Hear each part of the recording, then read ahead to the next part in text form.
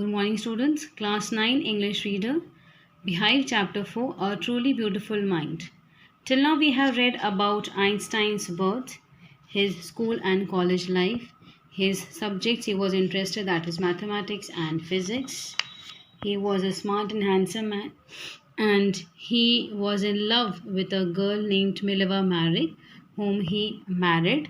And finally, in 1919, he got divorced and married his cousin Elsa the same year.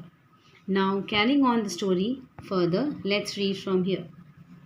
Einstein's new personal chapter coincided with his rise to world fame. यानी उनकी जो personal life थी वो parallel चल रही थी उनके world fame के साथ, यानी वो बहुत ज़्यादा फेमस हो रहे थे और उसी के साथ उनका जो पर्सनल यानी जो उनकी पर्सनल लाइफ थी वो पैरेलल चल रही थी.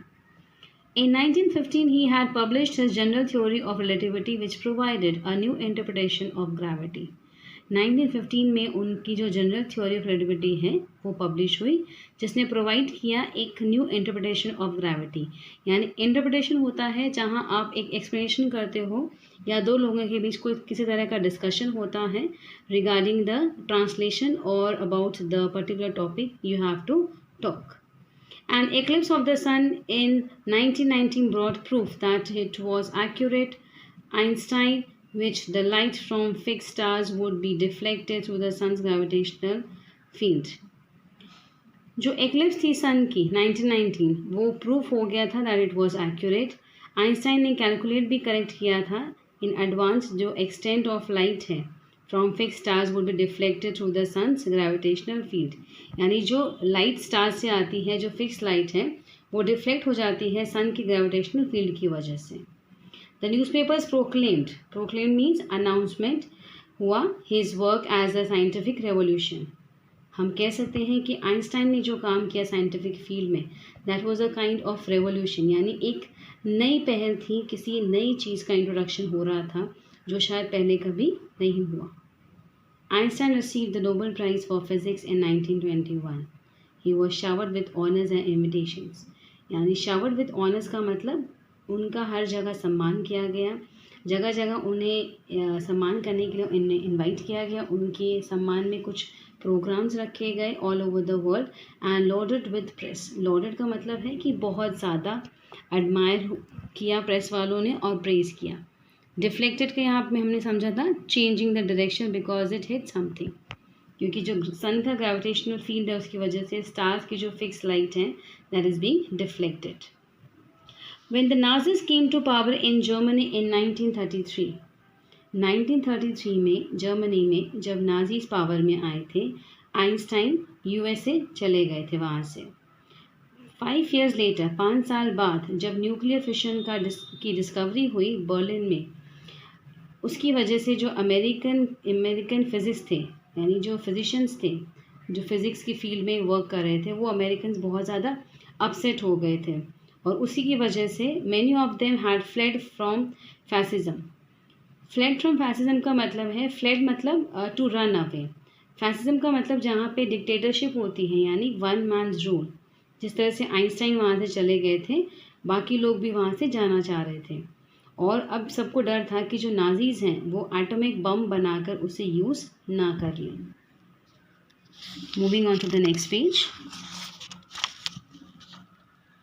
Eight the urging of a colleague यानी उनके साथ जो वर्क कर रहे थे कॉलीग, उनके रिक्वेस्ट करने पर आइंस्टाइन रोट अ लेटर. उन्होंने अमेरिकन प्रेसिडेंट जिनका नाम था फ्रैंकलिन डी रूजवेल्ट, उन्हें एक लेटर लिखा 2 अगस्त 1939 को, जिसमें उन्होंने वार्न किया कि अगर इस तरह का एक भी सिंगल बॉम्ब एक्सप्लोड हो गया पोर्ट पे तो हो सकता है पूरा पोर्ट जो है वो डिस्ट्रॉय हो जाएगा और उसके साथ उसकी जो सराउंडिंग टेरिटरीज हैं वो भी डिस्ट्रॉय हो जाएंगी.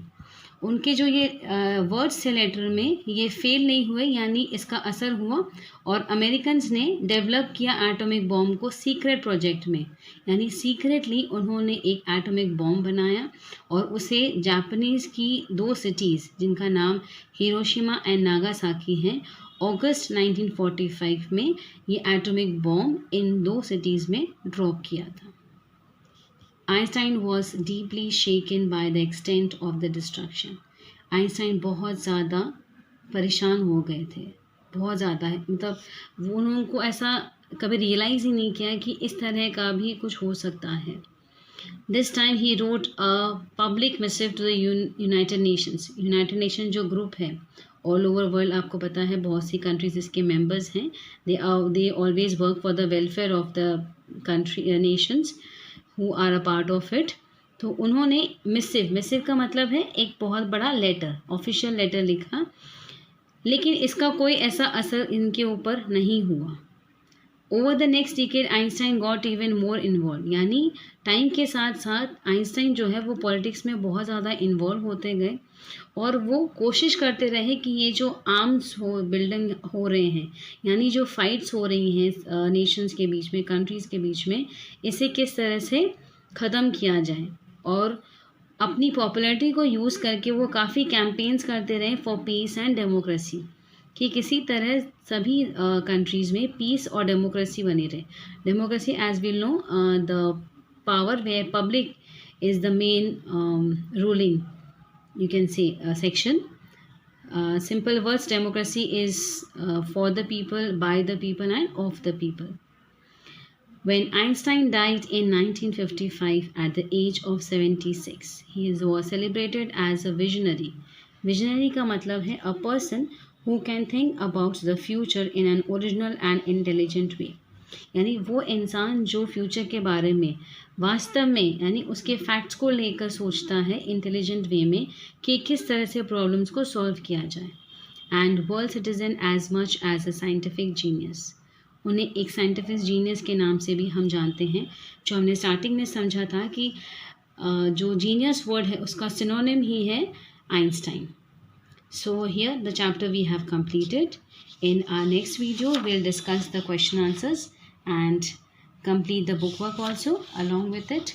तब तक आप इस स्टोरी को रीड करें. If you have any queries regarding the explanation of the chapter, let me know in the feedback in our WhatsApp group. Till then, thank you class.